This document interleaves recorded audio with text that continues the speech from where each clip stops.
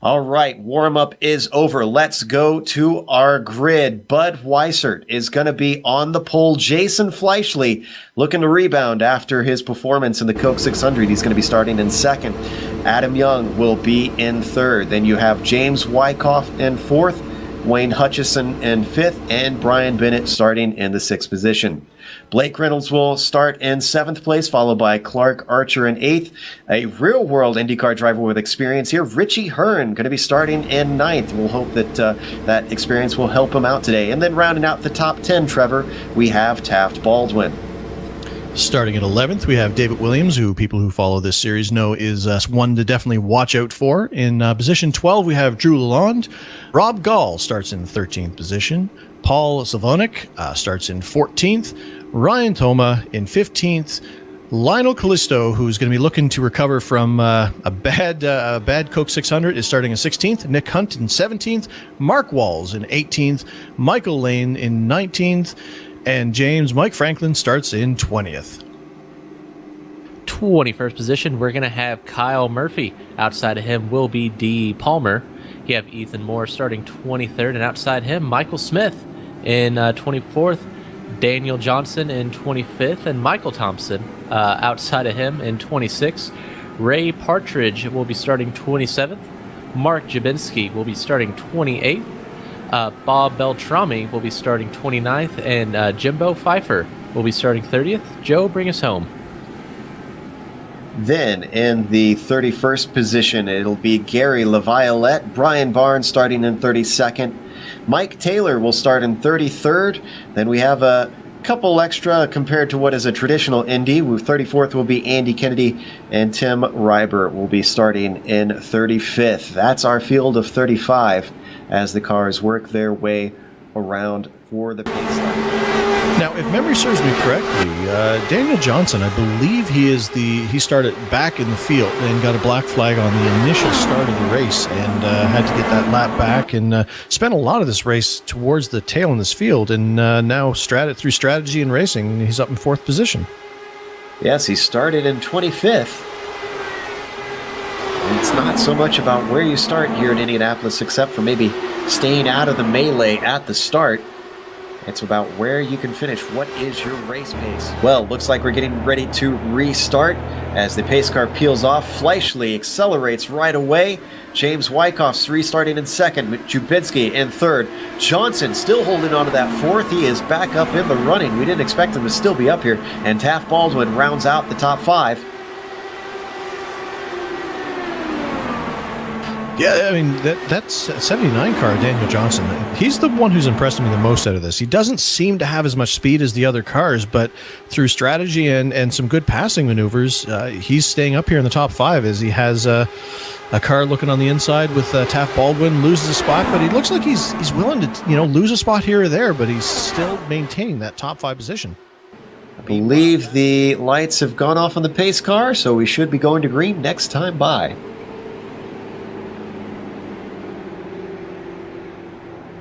Now, another name that we need to point out, Bud Weissert. He is in the top five now. He's worked his way back up. This is probably where he wants to be with the way that his car is set up aerodynamically. I think that he's in close enough up to the front now that hopefully he should be able to kind of work his way back up there. But we'll see how exactly it goes, but I think this is a much better position here for Bud. And what I'm actually watching for on this start, Joe, is Daniel Johnson in that second position. It seems that he doesn't have the raw speed as some of these other cars, and that's probably due to setup. With him being in second position on this restart, let's see if either the rest of the pack attacks him or he ends up holding back and giving Taft a little bit of breathing room. It'll be interesting to see how this plays out once the green flag flies again. We're going to find out in one more corner. We're going to restart on lap 127. We have had a spate of cautions since we hit the halfway mark. Let's see if these guys can get a little longer of a green flag run and get this race moving. Pace car comes out of four, gets ready to peel off into the pit lane. Going to give Taft Baldwin control of the field. He waits, Still waiting, long time, and Taft Baldwin finally accelerates we away. got contact in the back. They get really bunched up there. Everyone's going to keep it straight, though, but we have some bent-up wings. Oof. Ray Partridge might have been a part of that. I heard him get on the radio expressing some displeasure. And this has allowed Johnson to stay in this thing. Michael Smith getting a little wide, and that's going to allow Nicholas Hunt to dive down to the inside. But look at Daniel Johnson looking around the outside. He has not led a lap yet. Is he going to be able to lead his first one? No, not quite far enough into turn 3. Well, it shows what I know. Looks like Daniel was able to stick with Taft, but unfortunately that move is going to cost him second position. Perhaps no, looks like he's going to be able to hold on to it there. I think Nicholas Hunt being on the low line coming out of 4 cost him the momentum, and this is backing these guys up away from Taft Baldwin just a little bit. Johnson could still duck back into that draft. Bud Weissert still at the tail of this train. Smitty looking a little uncertain, coming off of 2, loses momentum. Weissert looks to the inside. Can he take that 4th position? Smitty gives him room and he gives it up.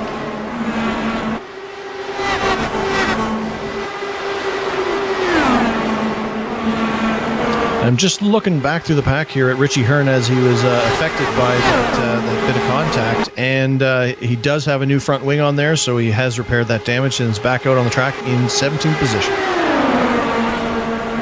There you can see Hearn's machine barreling down into turn 1, and quite a thick pack actually.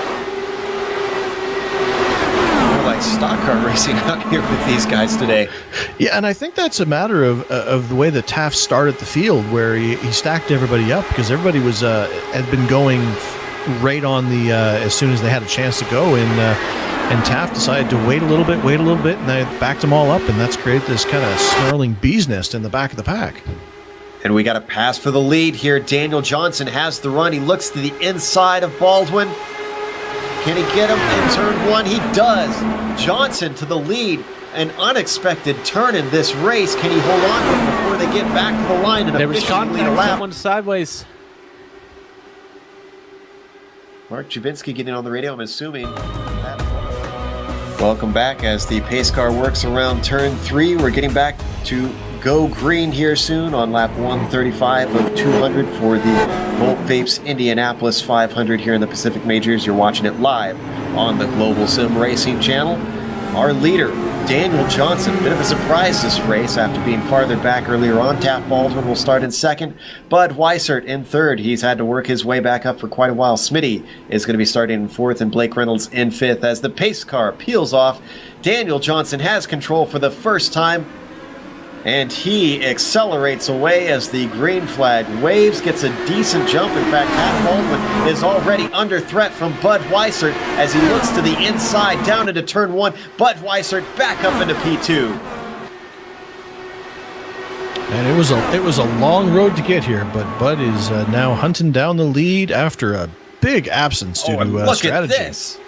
Look at that run that he have. Wastes no time whatsoever. Bud Weissert back to P1.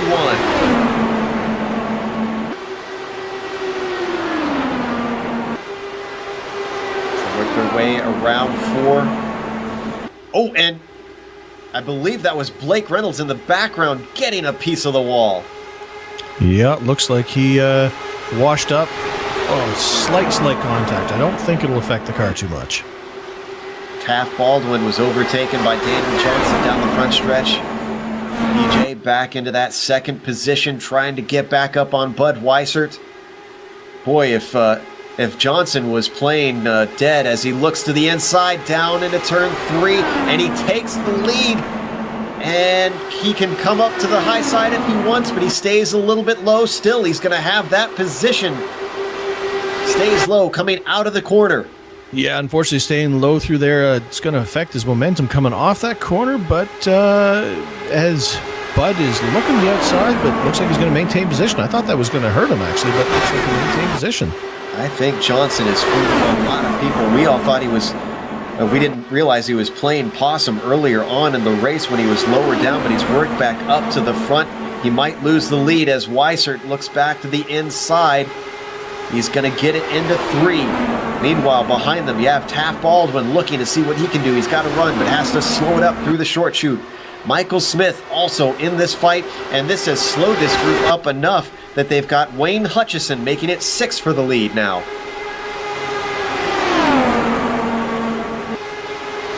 Spinny looking to the inside, trying to get P3 away. Oh, and he gets a little bit loose coming through turn 1. As we have a, looks like Johnson is about to lose 4th position and does from Blake Reynolds. One thing I'll say about Johnson, though, is he definitely has been racing very smart, giving a lot of room, and I think that's kind of contributing to him being up here at the front, just playing a nice, smart, cautious sort of race here, putting the moves in when he can, but when he knows he can't, he just backs out of it and gives room. There's something to be said about choosing your battles wisely when it comes to racing in the Indy 500. Guys seem to have gotten themselves sorted out as we watch Bud Weissert, now down to 4th, has his own little bit of track. That's how his car seems to like it, out in the clean air.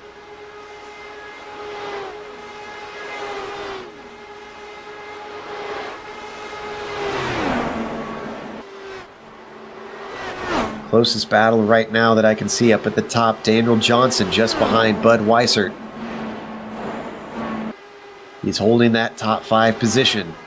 Johnson started with troubles with a black flag, has managed to bounce back, has been running in the top for about 50 or so laps now, I want to say.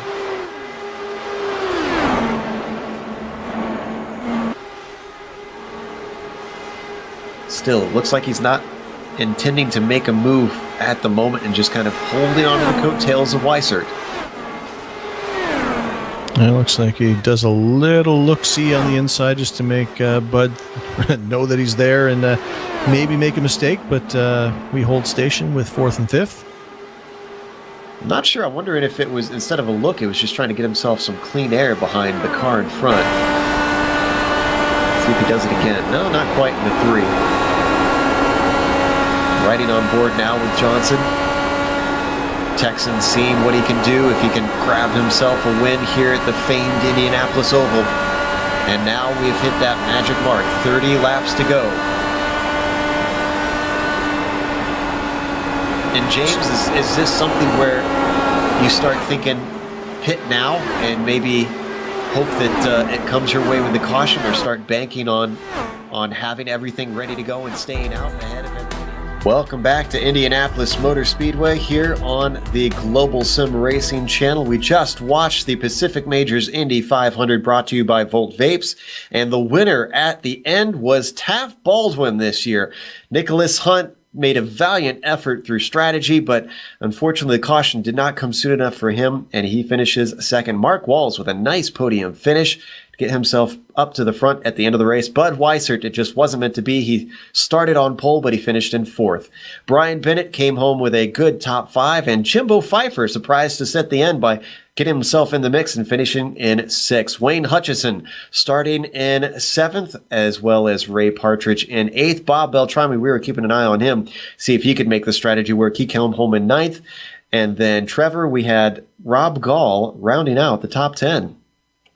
Finishing out in 11th, we had Blake Reynolds, who spent a fair bit of time towards the front, finished in 11th position. Daniel Johnson, we talked about him a lot, managed to only finish in 12th. The strategy didn't quite play it for him. Richie Hearn finished in 13th position. Mark Jabinski finished in 14th. Mike Taylor in 15th. Brian Barnes finished in 16th position. Kyle Murphy, didn't talk a lot about him, although he did have a little bit of a stint towards the front, finished in 17th. Jason Fleshley, unfortunately, had some errors happen that made him finish in 18th position, still on the lead lap, though. Gary Laviolette, I don't think we mentioned his name at all, finished in 19th, so a nice top 20 finish for him. And Michael Smith finished out the top 20 there, James.